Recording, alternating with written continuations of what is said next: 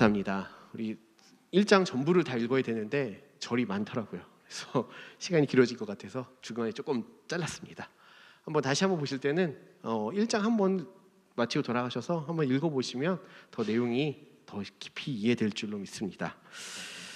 대림절이 시작되었습니다. 대림절을 다 아시듯이 성탄절, 전 4주 동안 아기 예수님의 오심을 기다리는 절기입니다.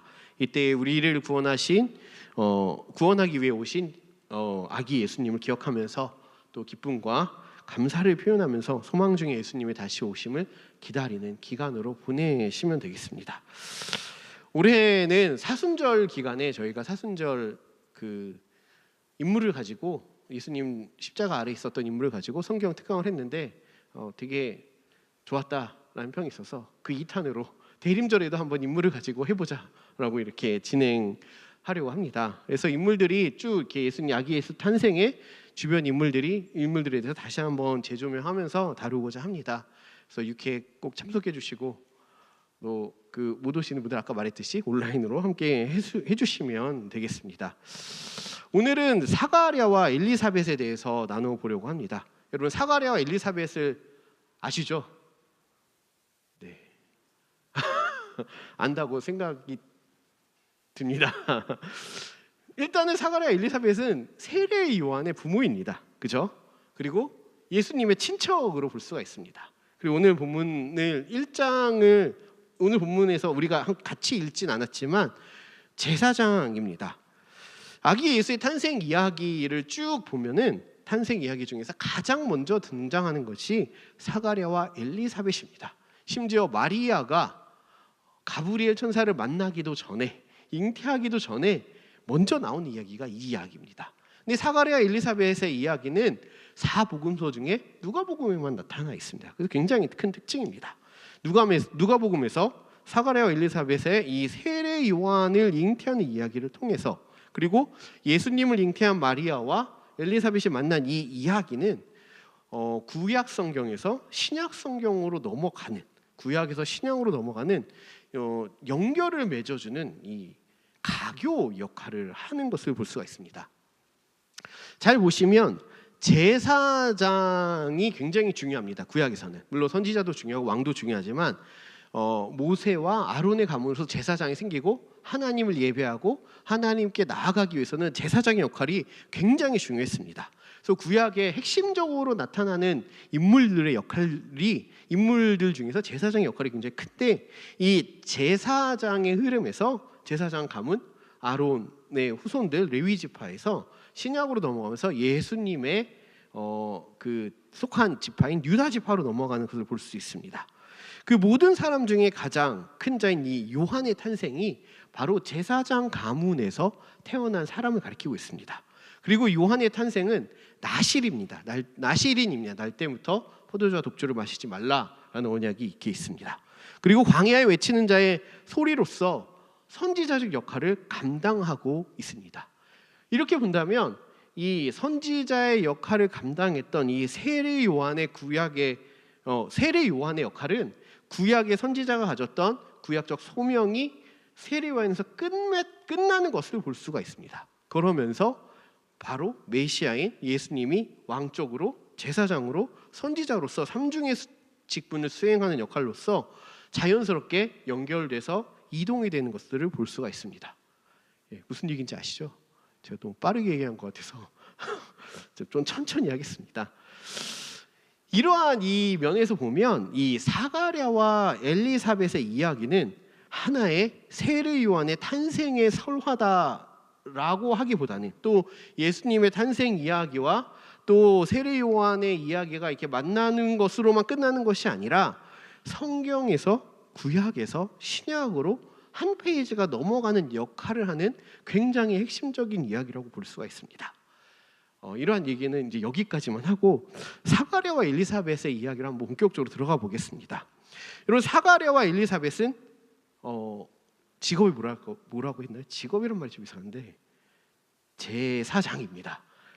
어떤 제사장이냐면 사가랴 엘리사벳에 대한 이 직업적 설명을 보면 5절의 말씀입니다. 제가 한번 설명해 드리겠습니다. 사가랴는 그 5절의 말씀을 보면 아비야 반열의 제사장이다라고 말을 합니다. 그리고 그 안에 엘리사벳은 아론의 자손이다라고 말하고 있습니다. 제사장은 아론의 자손으로부터 시작된 레위지파죠. 거기서 보면은 엘리사벳도 제사장 가문인 것이죠. 그래서 남녀 부부가 다 제사장 가문에 속한 가문이라는 겁니다. 근데 여기서 이 사가랴가 말한 아비야 반열이라고 하는 것은 다윗 시대에 성전의 봉사 직무를 효율적으로 수행하기 위해서 이스라엘 제사장들을 모두 24반열로 나눴습니다. 24개의 계열로 나눴고, 그리고 돌아가면서 일주일씩 성전의 일들을 감당하게 했습니다. 그 24반열이니까 24명이겠죠. 1년에 한 주씩 24명이 하면 이제 1년에 52주니까 2주 정도씩 1년에 2번씩 제사장의 역할을, 성전의 임무를 담당하는 것들을 하게 됩니다. 그래서 그중 아비야는 8번째 반차, 그러니까 8번째 조라고 말할 수 있겠죠. 8번째 조에 해당됐고 제사장 족장들의 지도자 가운데 하나였습니다. 그래서 즉 사가랴는 제사장들 중에서도 성전의 이 성소에 들어가는 굉장히 중요한 직무를 담당하는 사람이었다는 것입니다. 아무나 성전에 들어갈 수 있는 게 아닙니다. 이때 당시에는 이 아비야의 반열에 속한 이 사가랴가 그 몇 명 안 되는 사람들 중에서 거기에 들어가는 역할을 감당했던 사람이라는 것이죠. 그래서 이러한 제사장 가문인, 유력한 가문인데도 불구하고 사람들은 이 사가랴에 대해서 사가랴의 집안이 하나님께 저주를 받은 것이 아니냐라는 인식을 가지고 있었습니다. 왜 그럴까요? 자식이 없었기 때문입니다. 당시의 이 시대 문화에서 자식이 없다는 것은 결과론적으로 하나님이 이 가문을 저주해서 자식을 주지 않았다라는 것으로 생각을 했습니다. 그래서 그들은, 이 부부는 제사장 가문으로서 제사장에서 성전의 직무를, 정말 중요한 일들을 감당을 했지만 근심과 절망 가운데 있었을 겁니다. 그리고 이 사가랴는 신앙적 회의 가운데 있었을 겁니다. 내가 이렇게 성전에서 중요한 일들을 감당하면서 그 누구보다도 하나님께 가까이 나아가는 일들을 하는데도 불구하고 하나님은 왜 나에게 어떠한 자식도 주시지 않으실까? 이것이 사가랴가 가지고 있는 근심이고 고민이고, 또 사람들이 판단하기에도 우리가 모르는 무언가 큰 죄를 짓지 않았을까라는 인식을 줄 만큼 그러한 상황이 있었다는 것이죠. 그리고 나이가 들고 늙게 됩니다. 더 이상 생산을 할 수 없는 나이가 되었습니다. 이미 절망과 포기가 그들에게 있었겠죠. 아이를 낳을 수 없는 상태가 되었고 하나님의 저주로 인생이 끝나는 그런 상황 가운데 있었습니다. 그럼에도 불구하고 사가랴는 이 맡은 바 직무를 감당을 했습니다. 그래서 오늘 본문에 보면 성전에 들어가게 됩니다. 그리고 이 성전에 들어가서 성소에서 천사를 만나게 되는 놀라운 경험을 하게 됩니다. 이때에 사가랴가 경험했던 것은 천사를 만남으로 개인적인 자식이 생겼을 뿐만 아니라 하나님께서 이스라엘에게 드디어 말씀하시는 역사가 나타나게 된 겁니다. 구약의 시대가 끝나고 선지자가 끝나면서 신약이 시작할 때쯤 되면 그 사이가 400년의 시간이 있습니다. 이 400년의 시간 동안 놀랍게도 하나님께서는 어떠한 말씀도 하시지 않았습니다. 선지자도 보내시지 않았고 하나님께서 어떠한 예언도 보내시지 않았습니다. 보통 솔로몬이 성전을 짓고 제사를 드릴 때 연기가 가득 차고 불이 내려서 제단을 태우는, 하나님께서 예배를 받으셨다라는 것을 눈앞에 그렇게 보여주셨습니다. 그러나 이 400년 동안 하나님께서 말씀도 하시지 아니하시고 성전에 임하시지도 아니하시며 어떠한 누구에게도 선지자도 보내지 않으셨다라는 것입니다. 이 400년의 기간, 그렇다면 이스라엘이 잘 살았을까요? 로마로부터 침략을 당하는 사건이 나타난 시기입니다. 또 성전이 파괴되기도 하고 다시 복구되기도 하고 이러한 환란의 시대를 살았던 이 당시가 이 400년이었습니다. 이 400년의 세월 동안 하나님이 전혀 관여하지 않은 것처럼 보였던 이 시대, 그리고 선지자도 없던 이 시대에, 그래서 사가랴가 자식이 없어서 내가 이렇게 성전을 섬김에도 불구하고 하나님께서 나에게 자식을 주시지 않는다라는 이 절망 가운데 있는 이 상황 속에서도, 상황 중과 함께 이 이스라엘이 가지고 있는 이 오시겠다던 메시아가 오시지 않는 것으로 인해서 포기하고 절망하는 이것이 잘 결부된 이 사건 속에서 하나님께서는 이 천사를 성소에 보내게 됩니다. 우리 PPT 화면을 한번 띄워주시면 좋겠습니다. 네, 좀 보이시나요? 네, 이 제임스 티소의 그림입니다.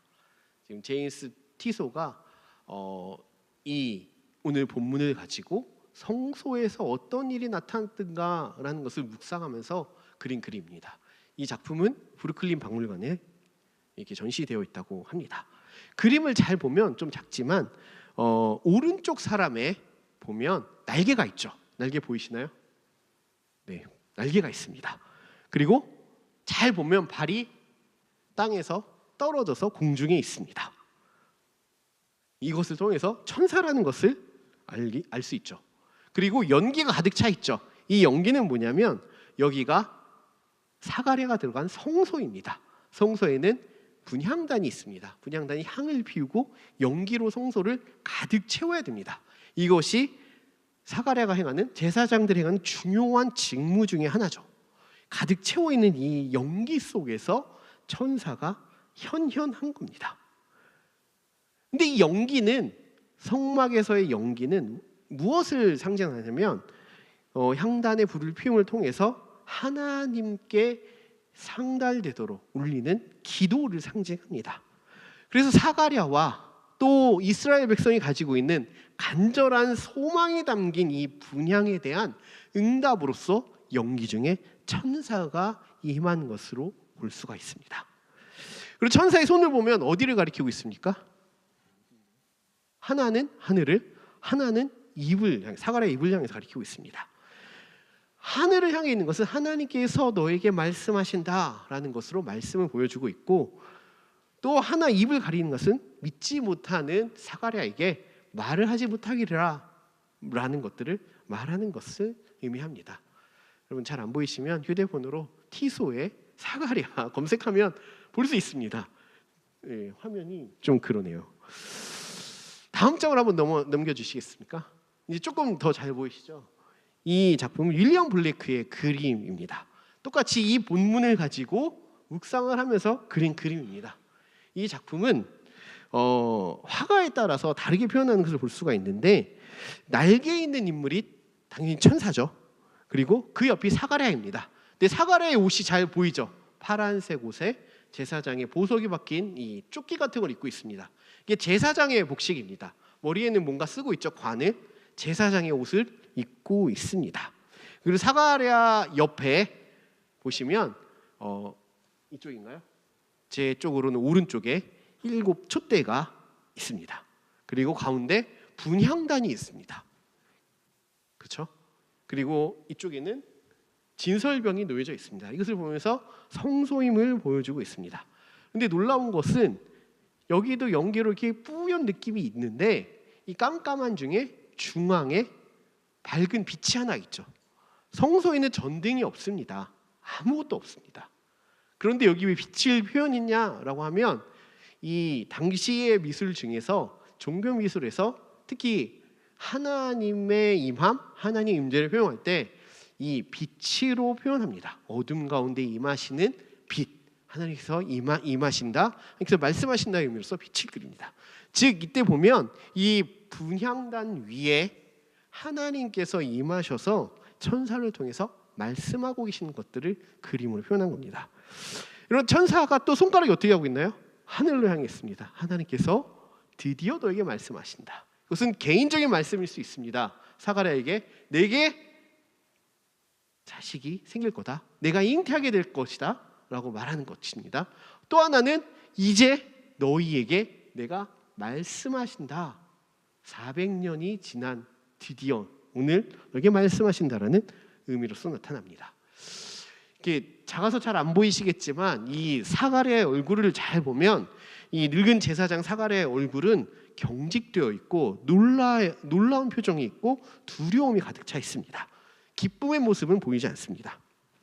이는 성소에서 만난 어둠 가운데 만난 특별한 사건, 그리고 천사의 현현, 또 자식을 낳게 될 거라는 예언에 대한 사가랴의 모습을 보여줍니다.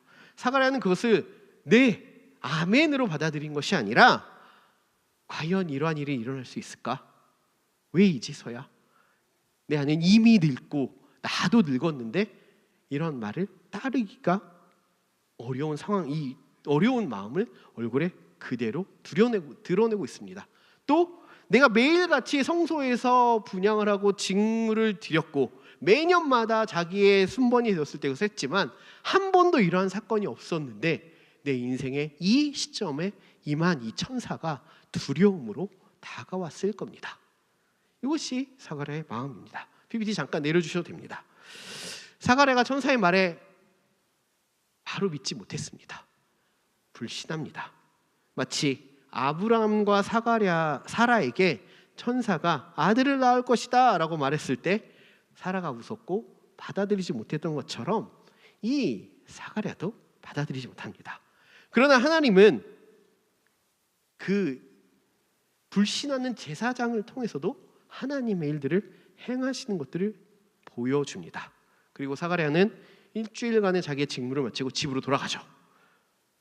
말을 못하는 기간으로 1년을 살아갑니다. 그리고 집에 가서 놀랍게 발견한 건 엘리사벳이 이 성소에서 만난 천사가 말한 것처럼 임신을 하게 되었다는 것입니다. 할머니가 임신을 하게 되었습니다. 그래서 이 성경 구절에 보면 5개월 동안 아무에게도 밝히지 않습니다. 왜냐하면 이 엘리사벳도 두려움이 있었겠죠. 내 남편이 성소에 가서 말 벙어리가 돼서 돌아왔는데 이 비밀을 밝히는 순간 나도 무언가 큰일이 일어날까 두려움 중에 엘리사벳도 말을 하지 않습니다. 또 한 가지는 부끄러웠을 수도 있습니다. 나이가 많은데 임신한 거는 조금 다른 사람 보기에 그럴 수 있겠죠. 그런데 잉태한 지 6개월쯤 되었을 때 친척 마리아가 사가랴의 집에 찾아옵니다. 마리아는 예수를 잉태합니다. 그리고 가브리엘 천사로부터 내 친족 엘리사벳도 늙어서 아들을 잉태했다. 다른 사람들이 모두 임신하지 못한다라고 말하고 그렇게 알려졌지만 벌써 6개월이나 되었다라는 말을 마리아가 듣게 됩니다. 이때 마리아의 반응은 37절에 나와 있습니다. 제가 한번 읽어드리겠습니다. 대저 하나님의 모든 말씀은 능하지 못하심이 없느니라. 늙은 제사장이었던 사가랴는 성소에서 천사를 만나고 임신하게 된다라고 했을 때 믿지 못합니다. 그러나 이 마리아는 좀 젊어서 그런지 더 열정이 있어서 그런지 뭐 어떤 이유는 모르겠지만 이 천사의 한 말에 하나님의 모든 말씀은 능하지 못합니다. 못하는 것이 없습니다. 라고 고백하면서 믿음으로 받아들이게 됩니다. 이 사건 이후에 마리아가 사가랴의 집에 엘리사벳을 만나러 온 겁니다. 그리고 진짜 임신했을까? 엘리사벳은 어떤 모습일까? 나보다 먼저 천사를 만나서 잉태하게 된 이 사람의 모습은 어떠한 모양으로 살고 있을까라는 궁금증으로 또 하나님의 크신 역사를 어떻게 하면 볼 수 있을까라는 눈으로 이제 보게 됩니다. 우리 PPT 화면 한 번 더 올려주시겠어요? 네. 자, 이 그림은 도메닉 기를란다이오라는 그림입니다. 루브르 박물관에 지금 전시되어져 있다고 그럽니다. 제가 사이트 들어봤더니 나오더라고요. 7 전시실에 있습니다. 혹시 프랑스에 가시면 루브르 박물관 가시게 되면 7 전시실에서 원 작품을 보시면 되겠습니다. 그런데 이 두 여인의 그림을 잘 보면 누가 무릎을 꿇고 있나요? 노란색 옷을 입은 여인입니다. 노란색 옷을 입은 여인은 조금 나이가 들어 보입니다. 이렇게 얼굴 잘 안 보이시나요? 그리고 파란색 파란색 남색 옷을 입은 이 여인이 좀 더 젊어 보입니다. 나이상으로 보면 마리아가 더 어리고 엘리사벳이 더 나이가 많습니다. 그런데 누가 누구에게 경배하고 있나요? 누가 누구에게 인사하는 것 같나요? 예, 엘리사벳이 마리아에게 하고 있습니다. 굉장히 독특한 그림이라고 볼 수 있는데, 말씀을 읽어보면 이 두 여인의 모습을 속에서 먼저 엘리사벳이 성령의 충만함을 받았다라고 말합니다.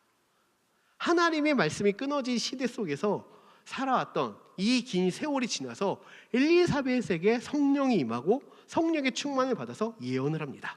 그리고 본문 42절 45절의 말씀에 그 예언의 내용이 나와 있습니다. 제가 한번 읽어보겠습니다. 큰 소리로 불러 이르되 여자 중에 내가 복이 있으며 내 태중에 아이도 복이 있도다. 내 주의 어머니가 내게 나아오니 이 어찌 된 일인가. 보라, 내 문안하는 소리가 내 귀에 들릴 때에 아이가 내 복중에서 기쁨으로 뛰놀았도다. 주께서 하신 말씀이 반드시 이루어지리라고 믿은 그 여자에게 복이 있도다 라고 말하고 있습니다. 성령이 임한 겁니다. 그리고 엘리사벳이 마리아를 바라보면서 마리아가 주님, 여기서 말하는 주라고 표현한 예수 메시아가 잉태된 것을 깨닫게 됩니다. 그리고 그 깨달음은 이 뱃속에서 세례 요한이 복중에서 뛰놀고 있는 것을 보면서 내가 깨달았도다 말합니다. 엘리사벳이 뭐가 뛰어나서 선지자여서 그럴까요? 제사장이어서 그럴까요? 그런 게 아니라 성령의 충만함을 입어서 하나님의 영이 그것을 알게 하셨다는 겁니다. 그리고 주께서 하신 말씀이 반드시 이루어지리라고 믿은 그 여자, 마리아가 천사와 대화한 내용을 놀랍게도 엘리사벳이 말하고 있습니다. 성령을 통해서 그 현장에 엘리사벳이 없었음에도 불구하고 복이 있다라고 말하고 있는 것이죠. 그리고 이후에 마리아가 하나님을 찬양하는 내용이 그 이후 구절에 나옵니다. 여러분, 사가랴와 엘리사벳을 통해서 우리가 알 수 있는 것은 무엇입니까? 그들은 오직 자신의 자식만을 기다렸습니다. 하나님이 나를 저주에서 끝내시고 내게 자식을 주셨으면 좋겠다라는 바램과 소망이 날마다 있었을 겁니다. 그러던 어느 날 너무 늙어서 생산을 못하게 된 나이가 되었을 때 크나큰 절망을 가지게 됐을 겁니다. 제사장 가문이라는 것은 성경에 대해서 굉장히 해박하게 알았을 것이고 하나님 앞에서 흠없이 봉사하는 직무를 날마다 감당했을 것입니다. 그럼에도 불구하고 하나님이 우리 가정을 버리신 것 같은 그 상황 속에서 가졌던 포기한 마음과 절망과 하나님께 대한 원망은 이 누구도 이해할 수 없는 그런 상황이 있었을 겁니다. 그리고 가문에 크나큰 수치로서 자리 잡았을 겁니다. 그럼에도 불구하고 놀라운 것은 사가랴는 성실히 주의 성전의 직무를 감당했다는 것입니다. 믿음이 흔들리고 끝까지 내 마음이 힘들지라도 그 자리와 역할을 수행했던 그에게 하나님은 매일 나가는 그 성소에서 제사장의 임무를 감당하고 있는 그 일의 순간에서 하나님께서 기적으로 임하셨다는 것입니다. 엘리사벳은 더욱 힘들었을 겁니다. 여자로서 자식을 낳지 못한다라는 것은 굉장히 고통스러운, 가문의 대를 잇지 못하는 것으로 인해서 이 제사장 가문이 끊어질 수도 있는 그런 상황을 만들었기에 날마다 죄책감 가운데 살았을 겁니다. 그러니 그들의 절묘한 순간에 하나님은 선물을 주신 것입니다. 그리고 이스라엘이 환난과 어려움 속에서 오랜 기다림으로 지쳐서 이제는 메시아라는 이름이 희미해지는 그때에 하나님은 선물을 주신 것입니다. 나시린으로 주의 길을 예비할 시대의 마지막 선지자 요한이 그들로부터 잉태된 것입니다. 여러분, 지금 우리는 아기 예수의 탄생을 기억하며 기념하는 절기를 시작하고 있습니다. 우리 가운데 있는 기다림, 이것은 우리가 내 삶을 살아냄으로 인해서 겪는 여러 가지 걱정과 고난과 실패와 두려움과 좌절과 절망과 포기하고자 하는 이런 것들, 또 더디 이루어지는 것 같은 소망에 대하여 하나님께 탄원하고 기대하고 소망하는 기간으로 우리가 삼아야 할 줄 믿습니다. 올해 아기 예수의 탄생을 기다리면서 다시 한번 하나님 앞에 토로하면서 기도하는 시간을 가지시길 바랍니다.